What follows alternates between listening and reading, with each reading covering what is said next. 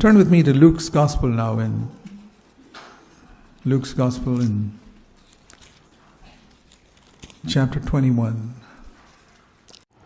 बात करते हैं लूका अध्याय 21 से.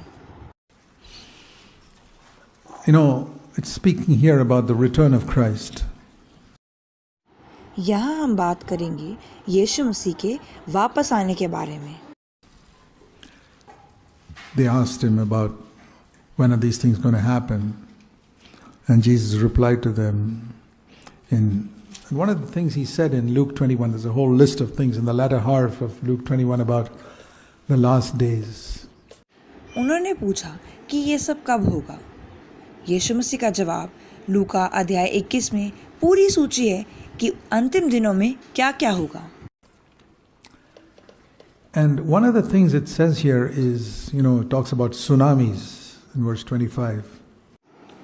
उनमें से एक बात सुनामी की गई जो आपको लूका अध्याय 21 के पद 25 में मिल जाएगा. The mighty roaring of the sea and the waves. And then men, verse 26, fainting from fear. कि समुद्र और उसकी लहरें गरजेंगी. और पद 26 में हम पढ़ेंगे कि इंसान उनसे कितना डर जाएगा और घबरा जाएगा. The expectation of things coming in the world. Fear is going to be one of the great characteristics of the last days in people. Fainting from fear. ये सब चीजें पृथ्वी पर आ रही हैं. अंतिम दिनों में इसका सबसे बड़ा लक्षण होगा डर, और लोग डर के मारे घबरा जाएंगे. It means fear is going to grip their mind so much. Fear of this and fear of that, and fears what's going to happen in the future. डर लोगों के दिमाग को जकड़ लेगा. इस चीज का डर, उस चीज का डर, भविष्य में क्या होगा इसका डर. What will happen to me and what will happen to my children, and मेरा क्या होगा, मेरे बच्चों का क्या होगा. doing everything to preserve myself, motivated by fear.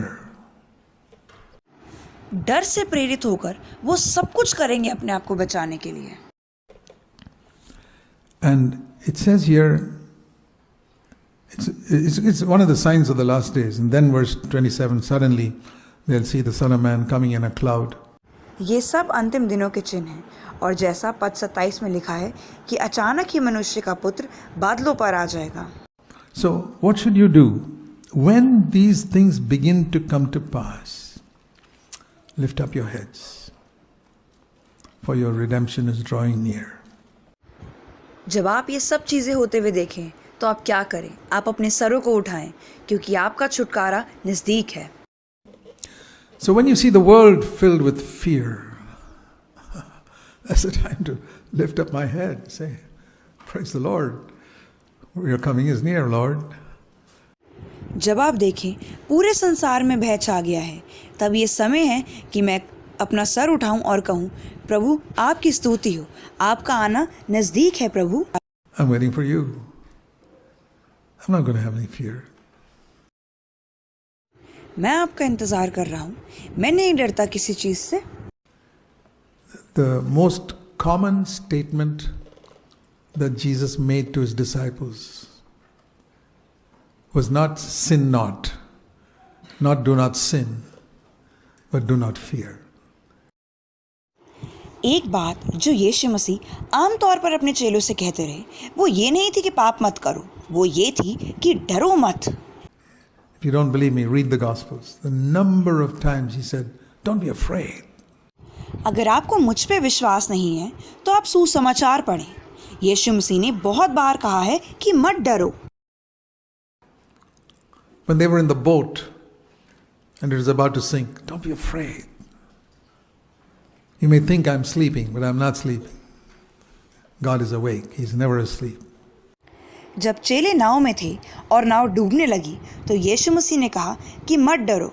तुम सोच रहे होगे कि मैं सोया हुआ हूँ, पर मैं सोया नहीं हुआ. परमेश्वर कभी नहीं सोता, परमेश्वर जागता रहता है. The Lord never slumbers nor sleeps. Don't be afraid. Don't be in a panic. परमेश्वर कभी नहीं ऊँघता, परमेश्वर कभी नहीं सोता, इसलिए मत डरो, घबराओ नहीं। Some little pain in the body. Don't be afraid. थोड़ा सा भी शरीर में दर्द, घबराओ नहीं। Trust me. It's so important in these days. And I tell you, fear and faith are absolute opposites, like black and white, like light and darkness. प्रभु पे विश्वास रखें, ये बहुत ज़रूरी है आजकल के दिनों में। मैं आपको बता दूं, विश्वास और डर एक दूसरे के विपरीत हैं, जैसे सफ़ेद और काला, उजियाला और अंधेरा। Don't imagine that you have faith if you got fear in your heart. It doesn't exist. Fear comes in, faith goes out. अगर आपके हृदय में डर है तो आप ये बिल्कुल ना सोचें कि आप विश्वास कर रहे हैं। विश्वास नहीं है वहाँ। जब डर अंदर आता है तो विश्वास बाहर चला जाता है। Faith comes in, fear goes out. You cannot have both living in the same heart. Impossible. जब विश्वास अंदर आता है तो डर बाहर जाता है। दोनों चीज़ों का एक साथ आपके दिल में रहना नामुमकिन है। It's like darkness comes in, the light goes out. Light comes in, the darkness goes out. It's like night and day, you know. The dawn, the sun rises and the darkness goes. And then the sun sets and the darkness comes in. It's very much like that. ये बिल्कुल ऐसा है जैसा उजाला होता है तो अंधेरा चला जाता है और अंधेरा होता है तो उजाला चला जाता है। जैसे दिन और रात, जैसे सूरज उगता है तो अंधेरा चला जाता है और सूरज ढलता है तो अंधेरा हो जाता है। ये बिल्कुल ऐसा है।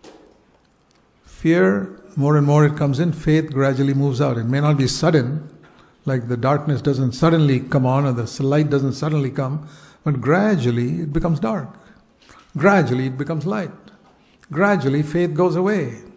Gradually fear takes over. जब ज़्यादा से ज़्यादा डर आता है तो धीरे धीरे विश्वास बाहर चला जाता है। ये एकदम से नहीं होता, धीरे धीरे होता है। जैसे धीरे धीरे अंधेरा आता है और धीरे धीरे उजियाला चला जाता है, ऐसे ही धीरे धीरे उजियाला आता है तो अंधेरा चला जाता है। ऐसे ही धीरे धीरे आपका विश्वास चला जाता है और जो डर है वो उस पर काबू पा लेता है। Be very, very careful. Fear and faith are opposites. बहुत ज़्यादा सावधान रहिए क्योंकि विश्वास और डर बिल्कुल विपरीत हैं। And there's no place for fear in the heart of a child of God. Carefulness, caution, yes. We have to be careful. परमेश्वर के बच्चों के दिल में डर की कोई जगह नहीं है। हाँ, हमें सचेत रहना है, हमें सावधान रहना है। You have to be careful if you're walking through a forest infested with snakes.